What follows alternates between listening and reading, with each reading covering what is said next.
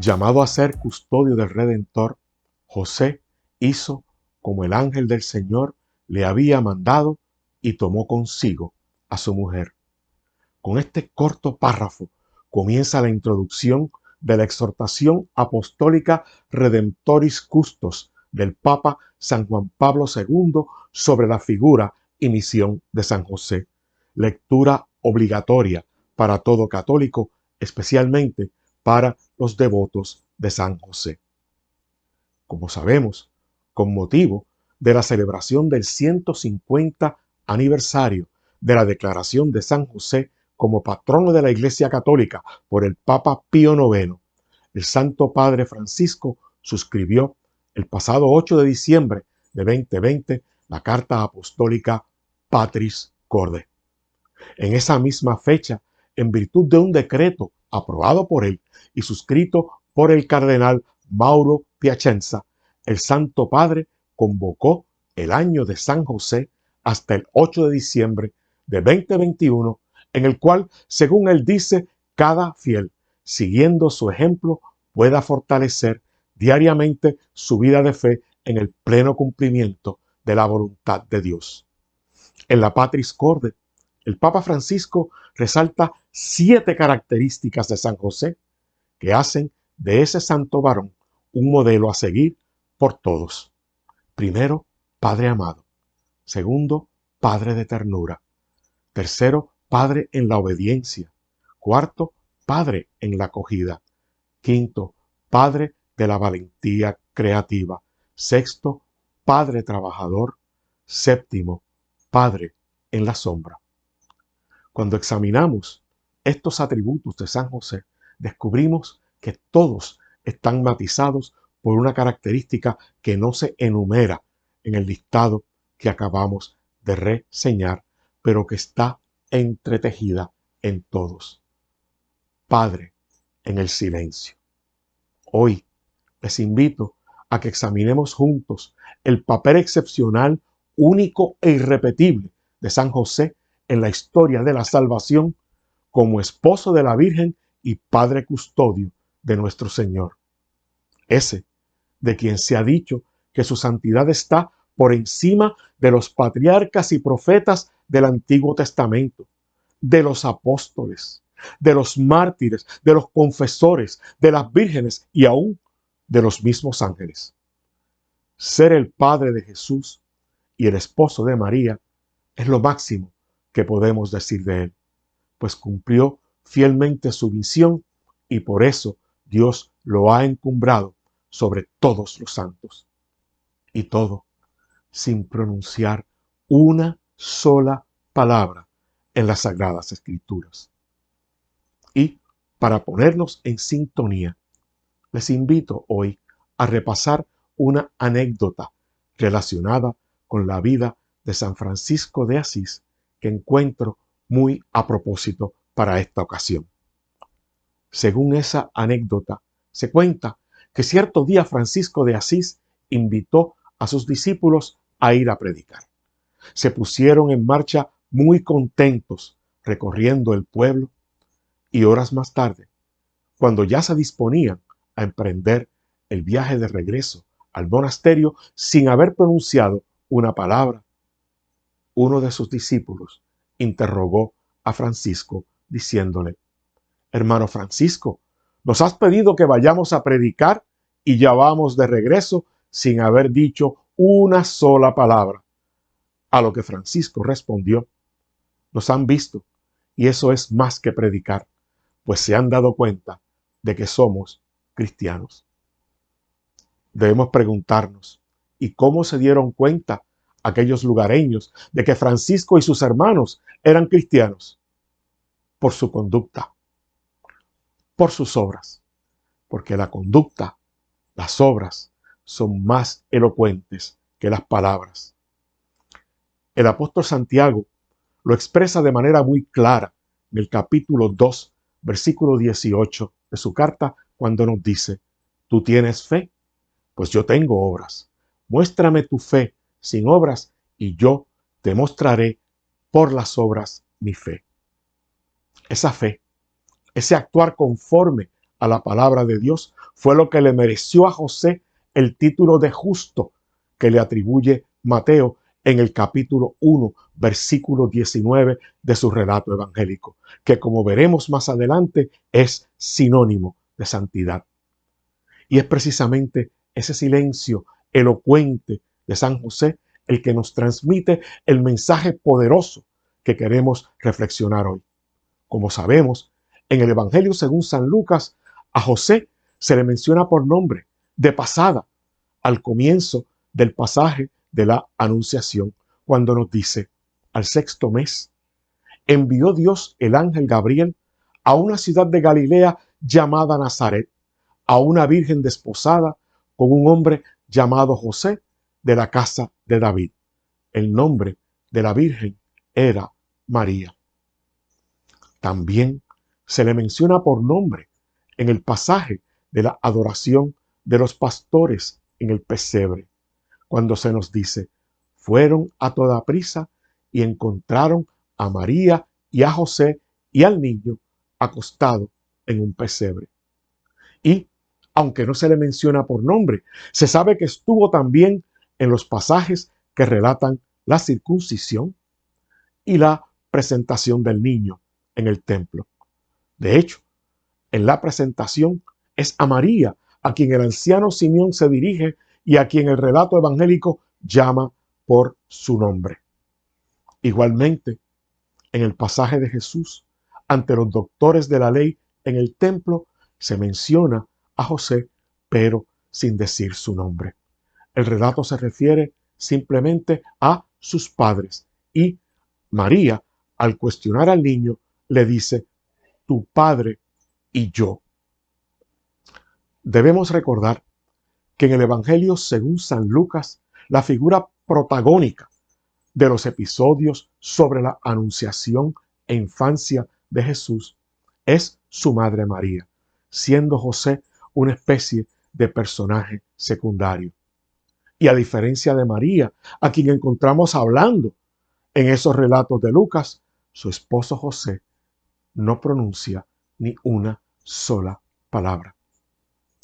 Cuando examinamos el Evangelio, según San Mateo, el relato toma otro cariz. Podemos apreciar que el protagonista de los episodios del nacimiento y la infancia de Jesús es José. Sin embargo, tampoco pronuncia una sola palabra, ni tan siquiera en su anunciación. Es decir, cuando el ángel del Señor le habla en sueños, anunciándole la concepción virginal de su esposa. Examinemos brevemente los pasajes que mencionan a José en Mateo, aparte de la genealogía al comienzo del Evangelio que culmina con José, el esposo de María, y que tiene por objeto establecer el linaje davídico de Jesús. El primero de estos pasajes es el que hemos mencionado, la llamada anunciación de José, cuando él descubre el embarazo de su esposa y decide repudiarla en secreto porque era justo y no quería difamarla. Y el ángel del Señor se le aparece en sueños, le anuncia el origen divino de ese embarazo y le pide que tome a María por esposa. Él no titubea, no cuestiona. Nos dice la Escritura que José hizo como el ángel del Señor le había mandado y recibió a su esposa María. Con su obediencia, José, en primer lugar, eliminó de su mente todo pensamiento negativo sobre María y de paso preservó su integridad física y moral, legitimando el nacimiento de nuestro Redentor según profetizado por Isaías. Ved que la Virgen concebirá y dará a luz un hijo y le pondrá por nombre Emmanuel. Así, con su conducta casta, José asume y se une al misterio de la encarnación. Más adelante, lleva a su esposa, muy adelantada ya en su embarazo, a Belén, para ser contados en el censo y para hacer contar también a su hijo en ese censo, para inscribirlo a su nombre, para legitimar el linaje real de Jesús. De paso, se convierte en facilitador del cumplimiento de la profecía. Y tú, Belén, tierra de Judá, no eres, no, la menor entre las principales clanes de Judá, porque de ti saldrá un caudillo que apacentará al pueblo de Israel. Más adelante, cuando el ángel le pide que tome a su esposa e hijo y huyan a Egipto, porque el rey Herodes había mandado matar a todos los niños menores de 2 años, nos narra Mateo que José se levantó, tomó de noche al niño y a su madre y se retiró a Egipto. Allí, en Egipto, vivió, protegió y proveyó para el sustento para su hijo y su esposa, con toda probabilidad ejerciendo el noble oficio de carpintero que luego enseñaría a su hijo. Y cuando el ángel del Señor se le aparece nuevamente en sueños para anunciarle la muerte de Herodes y le pide que regrese a Israel con su familia, tampoco titubea. Obedece de inmediato el mandato del Señor y nos dice la Escritura que José se levantó, tomó consigo al niño y a su madre y entró en Israel. Así, con su conducta, con su obediencia, José interviene nuevamente para dar cumplimiento a lo dicho por el Señor por medio del profeta. De Egipto llamé a mi hijo. De regreso en tierra de Israel, al enterarse que Arquelao reinaba en Judá en lugar de su padre Herodes, José, avisado en sueños, fue a vivir a Nazaret. De nuevo, esa adhesión incondicional a los designios divinos. De ese modo, encontramos nuevamente a José actuando, interviniendo, para que se cumpliese lo dicho por los profetas. Será llamado Nazoreo, es decir, Nazareno. Sin entrar en mayor detalle por las limitaciones de tiempo, podemos apreciar cómo José, con su entrega absoluta a la voluntad de Dios, hizo posible el cumplimiento de las prefiguraciones y profecías del Antiguo Testamento relativas al Mesías esperado. Debemos recordar que uno de los objetivos del relato evangélico de Mateo es probar que Jesús es el Mesías esperado por el pueblo de Israel, porque en él se cumplen todas las profecías y prefiguraciones del Antiguo Testamento. Retornando al Evangelio según San Lucas. En más de una ocasión, el evangelista nos dice que María, por su parte, guardaba todas esas cosas en su corazón y las meditaba. Ella veía todos los acontecimientos que ocurrían a su alrededor con relación a su hijo, y aunque no los comprendía, sabía que obedecían a un plan divino que ella no conocía, pero que aceptaba como la voluntad de Dios. Y detrás de todos esos acontecimientos estuvo siempre un personaje que sin decir palabra actuaba, obedeciendo sin titubear las instrucciones del Señor para hacer posible el cumplimiento de ese plan divino que él tampoco comprendía, pero que también aceptaba como la voluntad de Dios. De ese modo ambos, José y María, con su obediencia, hicieron posible la misión redentora de su Hijo y Señor nuestro. Más adelante, durante su vida pública, Jesús exaltaría esa cualidad, reconociendo que su madre y su padre eran más dichosos por escuchar y guardar la palabra de Dios que por haberle criado. Nos referimos al pasaje cuando una mujer alzó la voz de entre la gente y dijo: dichoso el seno que te llevó y los pechos que te criaron. A lo que él contestó: dichosos más bien los que oyen la palabra de Dios y la guardan.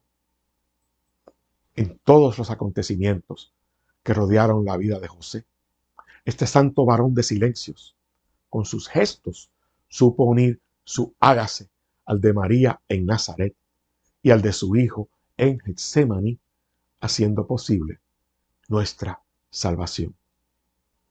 En el año 1989, el Papa San Juan Pablo II publicó la exhortación apostólica Redemptoris Custos que hemos mencionado anteriormente sobre la figura y misión de San José en la vida de Cristo y de la Iglesia. En ese documento, el Santo Padre nos dice, durante la vida de San José, que fue una peregrinación en la fe, José, al igual que María, permaneció fiel a la llamada de Dios hasta el final. La vida de ella fue el cumplimiento hasta sus últimas consecuencias de aquel primer fiat pronunciado en el momento de la anunciación, mientras que José, en el momento de su anunciación, no pronunció palabra alguna. Simplemente él hizo lo que el ángel del Señor había mandado. Y este primer hizo es el comienzo del camino de José. Continúa diciéndonos el Papa San Juan Pablo II que a lo largo de ese camino los evangelios no citan ninguna palabra dicha por él, pero el silencio de José posee una especial elocuencia. Gracias a ese silencio se puede leer plenamente la verdad contenida en el juicio que de él da el Evangelio, el justo.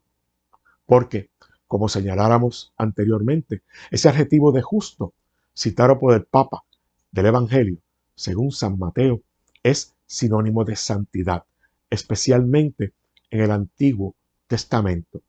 Y tiene que ser así, porque en términos generales, la santidad describe a una persona bondadosa, limpia de corazón, que ha desarrollado un vínculo especial con Dios, que es amigo de Dios. Del mismo modo que Dios fijó su mirada en María para ser la madre de su Hijo, fijó también su mirada en José, el justo, para que fuera el Padre custodio de nada menos que el Hijo de Dios. Y Dios no se equivoca.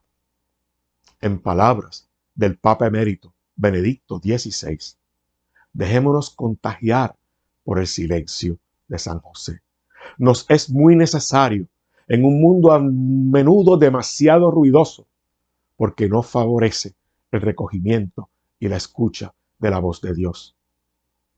En este año de San José, fijemos nuestra mirada en ese casto varón de silencios a quien Dios encomendó el cuidado de la Sagrada Familia y hagamos lo propio con la nuestra, encomendándola a su protección. San José, custodio de la Sagrada Familia, bendice y protege a nuestras familias. Que así sea. Muchas bendiciones para todos.